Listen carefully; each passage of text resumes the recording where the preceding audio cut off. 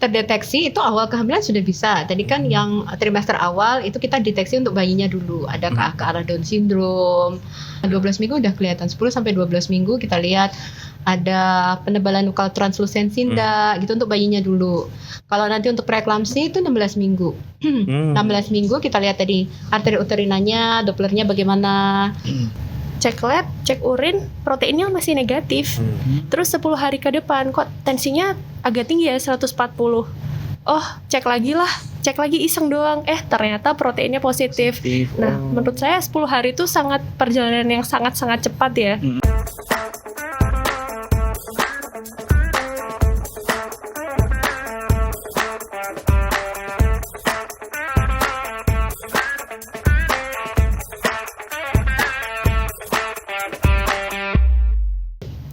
Solusinya apa solusinya adalah ya solusi kita mencari solusi. Ya itu makanya ada podcast ini. Pokoknya hari ini kita seneng banget. Luar biasa. Daripada tetangga sebelah tadi ya, pas banget kita di sesi kali ini. Kenapa ya?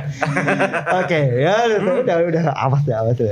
Ya baik Sobat Mordi, tentu saja nih pada masa-masa sekarang nih ya, cuacanya enak banget ya kan. Enak betul. Enaknya itu agak sedikit sembripit kalau sore hujan-hujan ya kan. Selain ngopi ya kan anak muda ya. Apalagi yang punya pasangan ya, itu ya. Luar biasa. Cepet dan cepet ya. Cepet hamil. Wah. Oke, karena kita hari ini mau membahas tentang kehamilan ya. Ya, kehamilan tapi bukan sekedar kehamilan. Kehamilan ya kan. Apa ini? Istrimu udah hamil belum? Alhamdulillah. Sudah lahir. Sama malah belum hamil. Saya loh. Oh iya. Iya tadi. Ya wes lah.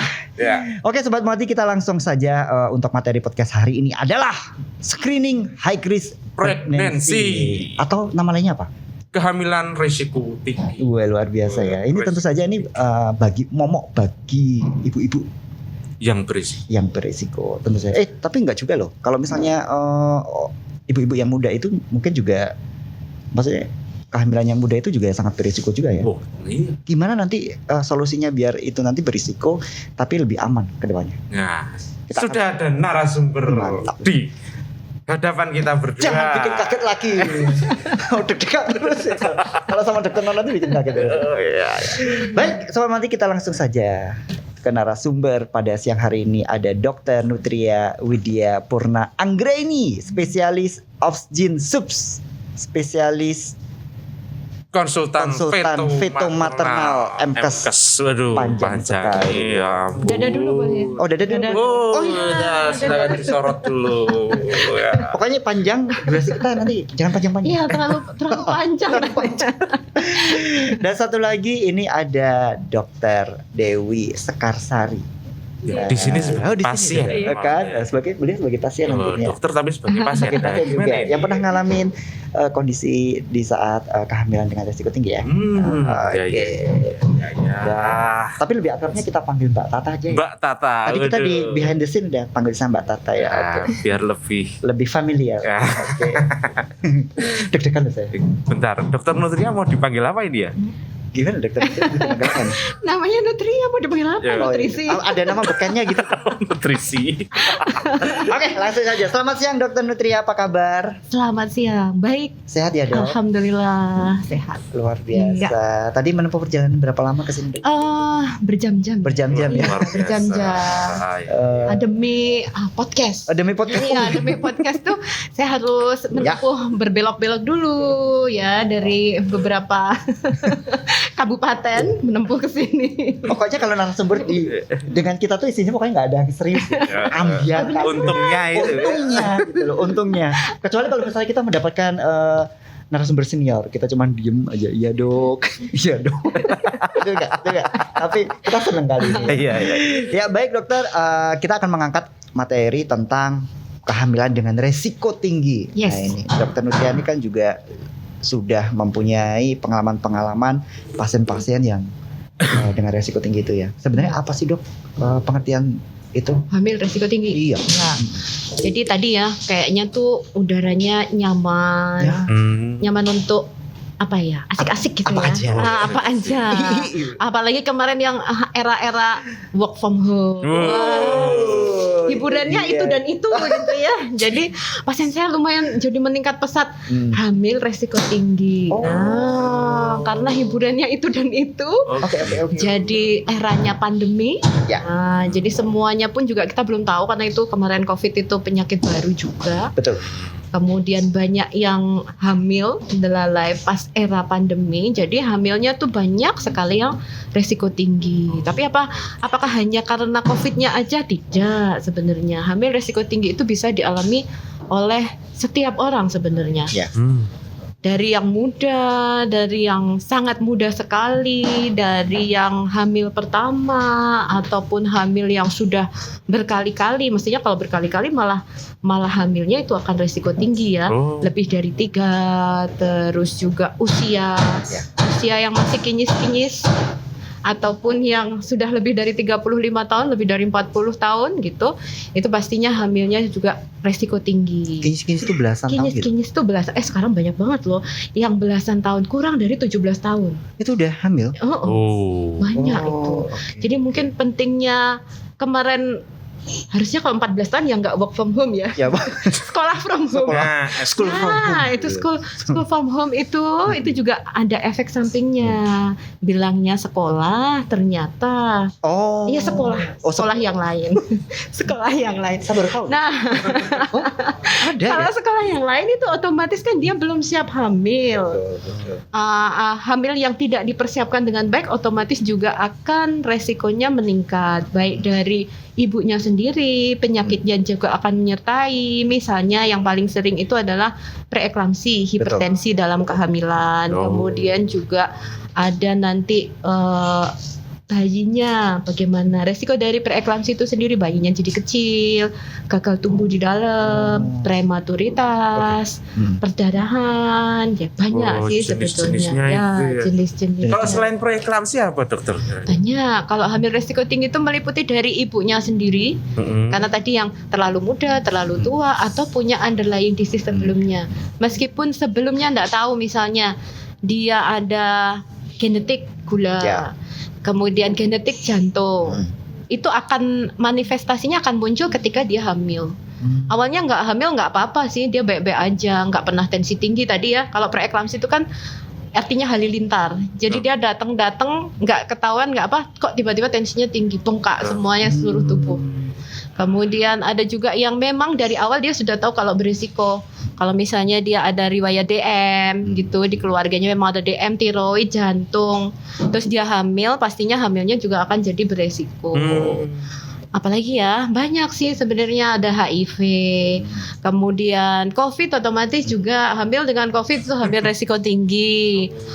Terus apalagi banyak ya. Banyak sekali ya, Dok, ya. Banyak. Kalau bahayanya dokter, bahayanya bagi ibu dan mungkin bayinya. Terus Bahayanya- seberapa dok? Bahayanya yang paling bahaya adalah meninggal ibu dan Mati. bayinya. Iyalah, Mati ya. game over dok. Selain itu dok? Selain itu dari awal, kalau misalnya kehamilannya itu jadi dari awal kegagalan kehamilan, early pregnancy loss, keguguran. Terus naik lagi, jadinya dia janinnya tidak berkembang, Janinnya kecil, prematuritas, naik lagi usia kehamilan mungkin sudah 8 bulan, jadi tensinya tiba-tiba naik.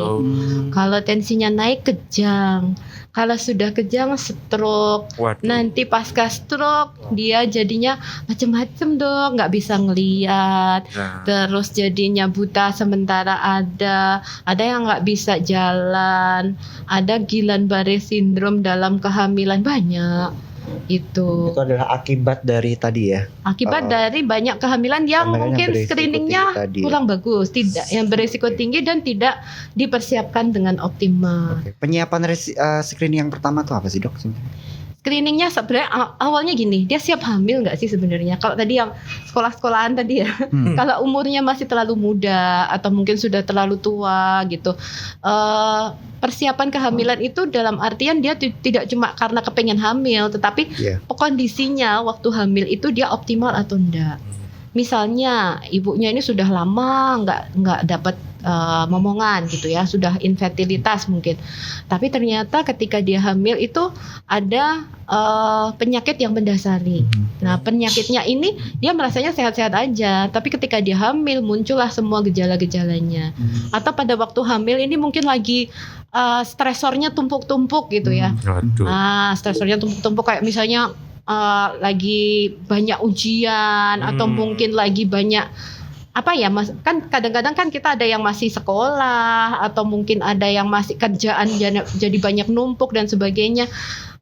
Kalau dia sebenarnya basicnya ada underlying disease-nya, ada penyakit yang mendasari, entah itu genetiknya ada DM, entah itu genetiknya ada hipertensi, entah itu ada penyakit pembuluh darah yang lain, mestinya nanti manifestasinya juga akan muncul pada waktu hamil gitu. Jadi biasanya tuh misalnya ya gampangnya saja penyakit jantung dalam kehamilan, ibunya baik-baik aja loh. Santai-santai aja. Pernah sakit nggak Bu sebelumnya? Nggak pernah. Mungkin malu mau ngomong. Nggak kerasa. Nggak kerasa. Ketika nanti mau lahiran 32 minggu tiba-tiba terdeteksi. Sesek, kemudian udah nggak bisa napas, apalagi kalau sudah kenceng-kenceng. Nah itu yang biasanya langsung jatuh kondisinya jelek. Nah itu kan tidak terscreening dengan baik. Terus yang paling membunuh, paling tingkat kematian ibu di Indonesia itu yang paling tinggi adalah preeklamsi. Yang kedua perdarahan, yang ketiga adalah infeksi. Yang pertama preeklamsi itu, ya itu juga awal kehamilan manis, cantik, tidak ada masalah, seneng-seneng aja. Habis itu ternyata nanti 28 minggu, naik lagi 32 minggu, 8 bulan ke atas, tensinya tiba-tiba tinggi. Biasanya ibu-ibu itu, ini kayaknya tensinya salah deh. Gitu. Karena merasa baik-baik aja. Jadi sehat, baik, gitu ya. Denial kan, loh ini tensinya salah nih. Diukur lagi besoknya, kemarin tuh kecapean, saya habis ngapa-ngapain, banyak kerjaan di kantor, banyak ujian dan sebagainya. Ternyata tensinya 200 gitu. Wah tiba-tiba berat badan saya naiknya banyak banget ya, bengkak seluruh tubuhnya. Terus habis itu pandangan mata kabur. Kejam. Berarti kalau misalnya screening itu menjadi awal yang harus dilakukan ya dok? Ya screening itu untuk persiapan ibunya dulu yang tadi ya, ini kan ibunya. Terus setelah itu bayinya. Penting juga ya itu. Screening untuk bayinya juga tadi penting. Dokter juga udah memberikan seperti apa sih perjalanannya itu, berarti kan juga memberikan edukasi kan. Iya. Jadi edukasi itu sebenarnya sangat penting juga. Dari awal. Tapi kadang ibu-ibu kalau misalnya periksa, yang penting kamu tidak apa-apa nih. Iya, kan ini senang-senang aja, paling nanti kalau periksa tuh pertama kali yang pengen tahu apanya mas? Jenis kelamin. Jenis kelaminnya apa gitu, padahal baru ditempelin gitu ya. Jadi kelaminnya apa gitu kan. Padahal kan ya hamil itu harusnya disyukurin, tetapi kita juga harus tetap waspada. Harus ngapain ya kalau hamil ini? Dinikmatinya bagaimana ya? Kan gitu. juga harus dapat edukasi dari dokter tadi. Iya. Dia periksa, dia dapat edukasi. Tapi kadang karena ya itu tadi, pertama kalau misalnya ibu datang dia merasa dia sehat, dia tidak ada keluhan apa-apa ya, dia langsung aku nggak ada apa-apa kok. Iya betul banget. Kebanyakan seperti itu. Iya. Tuh. Iya. Belum tentu ibu yang mau hamil pemeriksaan antenatal care ANC rutin itu mau melihat kondisinya dan kondisi bayinya. Karena dia merasa saya baik-baik aja. Iya. Teman-teman yang lain pada ke dokter kandungan, saya juga mau ke dokter kandungan, mau lihat lah gimana gitu. Padahal sebenarnya ke dokter kandungan itu kita mau ngapain ya? Kita mau lihat kondisi bayinya, kita screening bayinya. Bayinya tuh ada suatu kelainan enggak gitu. Kan kita bisa lihat dari awal nih deteksi dini. Deteksi dininya dari trimester pertama. Ini bayinya baik atau enggak? Ada kelainan genetik enggak? Down syndrome enggak? Ada kelainan cacat janin atau enggak. Nanti setelah itu bayi ibunya siap-siap nih. Ibunya nanti tadi resiko preeklamsi enggak, kita lihat. Nanti dari aliran pembuluh darahnya bagus enggak, atau ada sumbatan atau enggak. Nantinya kecenderungan untuk jadi bayinya kecil enggak. Jadinya nanti untuk preeklamsi enggak. Nah itu kan bisa didetek sebenarnya dari awal.